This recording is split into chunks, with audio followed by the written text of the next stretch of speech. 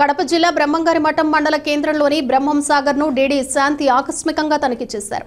బ్రహ్మం సాగర్ నందు ఇతర జిల్లాల మత్స్యకారులు చేపల వేటను అక్రమంగా కొనసాగిస్తున్న ఇరువురికి 4,000 రూపాయలు జరిమానా విధించినట్లు ఆమె తెలిపారు. బ్రహ్మం సాగర్ లో వేటకు వెళ్లు మత్స్యకారులు తప్పనిసరిగా లైసెన్స్ కలిగి ఉండాలని, లైసెన్స్ లేని మత్స్యకారులు లైసెన్స్ కొరకు అప్లికేషన్ పెట్టుకున్న 24 గంటల్లో కొత్త లైసెన్స్ ను అందించగలమని అన్నారు. అనంతరం లైసెన్స్ దారులకు పలు సూచనలు, సలహాలు ఇవ్వడం జరిగింది. ఈ కార్యక్రమంలో ఎఫ్డీఓ కిరణ్, మండల నాయకుడు బోల శ్రీనివాసులు, మత్స్యకారులు పాల్గొన్నారు.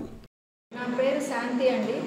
నేను డీడీ ఫిషరీస్గా కడపలో విధులు నిర్వహిస్తున్నాను.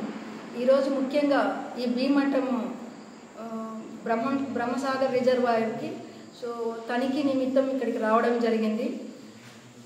గత 31 ఆగస్టుకి బ్యాన్ పీరియడ్ క్లోజ్ అవ్వడం వల్ల మరియు ఇక్కడ ఉన్న ఇన్ఫ్లో ఆఫ్ వాటర్ కెనాల్స్ ద్వారా రావడం వల్ల గ్రామంలో స్థానికంగా ఉన్న గ్రామస్తులు మరియు లైసెన్స్దారులు కొంతమంది ఈ బ్యాన్ పీరియడ్లో ఇబ్బంది పడిన కొంతమంది లైసెన్స్దారులు కూడా వేట చేయడం అనేది జరిగింది.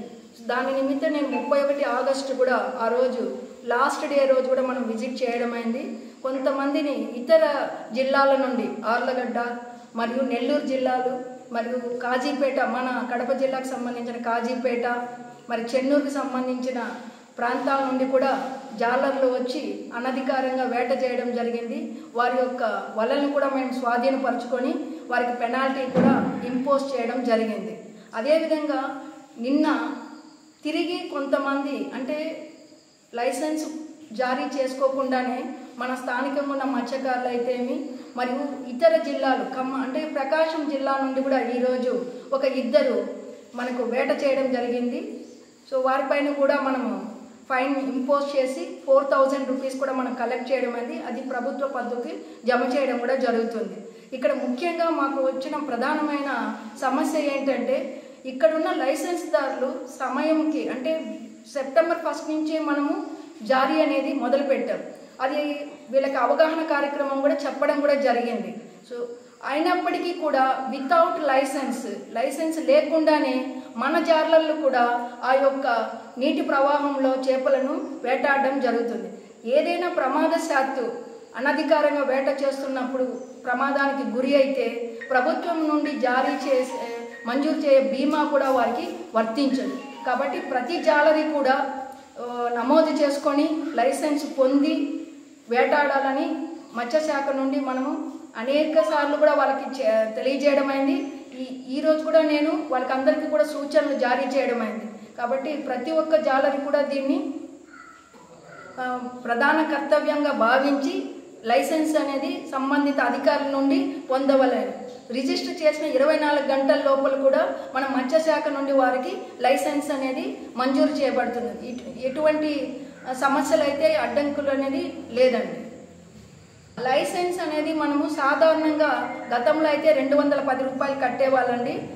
ఇప్పుడు వలలు అనేది వాళ్ళ వాడే వలలు బట్టి అంటే వేసుకునే నిడివి బట్టి 3 అంటే 450 చదరపు అడుగుల వరకు కూడా మనము 3 లైన్లకి ఇస్తాం. 300 రూపాయలు. అది 150 అడుగులకి 100 రూపాయలు చొప్పున 3 వలలకి 300 రూపాయలను 2 క్యాష్ నెట్లు అండి.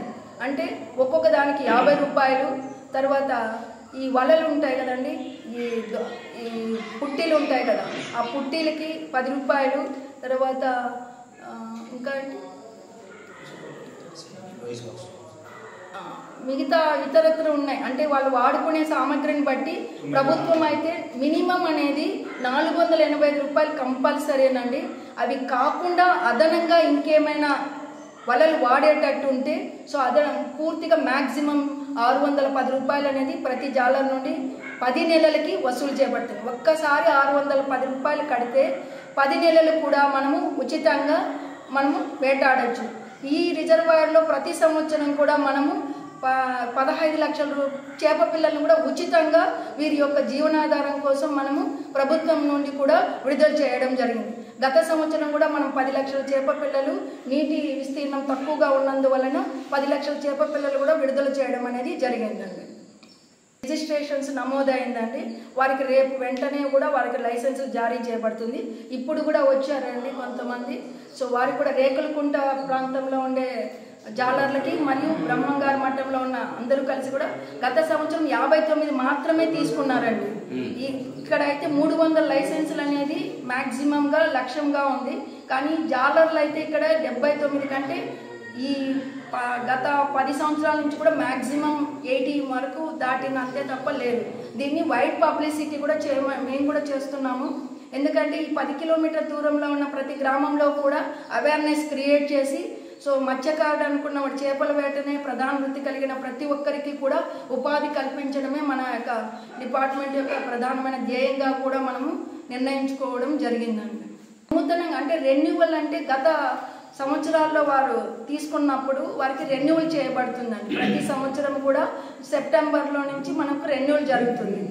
నూతనంగా ఇప్పుడు ఈ సంవత్సరం కొత్తగా లైసెన్స్ కావాల్సిన ఎడల వారు అర్జీ పెట్టుకున్నప్పుడు మనకు వారికి 5 టెస్టులు అనేది నిర్వహించబడుతుంది.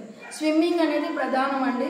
అలాగే తెప్ప మీద వెళ్ళి వల వదులుతూ కుట్టుకొని రావడం. ఎందుకంటే రిజర్వాయర్లో మనము తేలికగా ఇష్యూరెన్స్ చేసినప్పుడు కూడా వారికి ప్రాణాపాయం జరిగే పరిస్థితి కూడా ఏర్పడుతుంది. ఎందుకంటే కేవలం కొంతమంది 50 సంవత్సరాలకే పెన్షన్ వస్తుందనే విధంగా కొందరు లైసెన్స్ మాకు ఇవ్వండి అనేది కూడా కొంత కోర్స్ అనేది మిస్యూజ్ చేసుకునే అవకాశం కూడా ఉంది. కాబట్టి మేము 45 సంవత్సరాల వయసు ఉన్న వారికి ప్రాధాన్యత పెట్టుకున్నామంటే అట్లీస్ట్ 5 ఇయర్స్ వాళ్ళు వర్క్ చేస్తే 50 ఇయర్స్కి పెన్షన్ అనేది 45 ఇయర్స్ అండి. అంటే 18 ఇయర్స్ అబవ్ ఉన్న వాళ్ళకి అందరికీ మనం లైసెన్స్ ఇస్తాము. ఈ పెన్షన్ వరకు వచ్చే కొద్దికి 45లో ఇన్సూరెన్స్ అంటే లైసెన్స్ తీసుకుంటే మనం అట్లీస్ట్ 5 ఇయర్స్ అనేది వారు సో వృత్తిలో ఉన్నట్టు ఉంటుంది. వారికి మనం పెన్షన్ ఇచ్చినా కూడా